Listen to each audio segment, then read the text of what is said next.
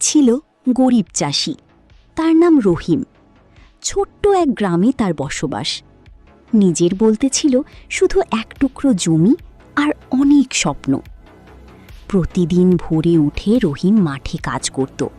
রোদ বৃষ্টি কিছুই তাকে থামাতে পারত না। কিন্তু বছর শেষে ফসল ভালো হতো না। অনেকেই তাকে বলতো, এত কষ্ট করে লাভ কি, অন্য কাজ করো। রহিম হাসত আর বলতো, মাটি কখনো পরিশ্রমের প্রতিদান না দিয়ে থাকতে পারে না।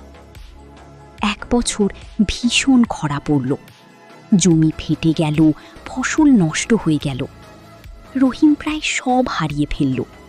তবুও সে হাল ছাড়ল না। প্রতিদিন সে জমিতে যেত, যতটুকু পারে যত্ন করত। তার এই পরিশ্রম দেখে গ্রামের এক বৃদ্ধ কৃষক তাকে কিছু ভালো বীজ আর নতুন পদ্ধতি শিখিয়ে দিলেন। রহিম সেইভাবে কাজ শুরু করল। পরের বছর আশ্চর্য ঘটনা ঘটল। তার জমিতে প্রচুর ফসল ফলল। পুরো গ্রাম অবাক হয়ে গেল। রহিমের ঘরে আবার সুখ ফিরে এলো। শেষে রহিম বলল, কষ্ট আর ধৈর্য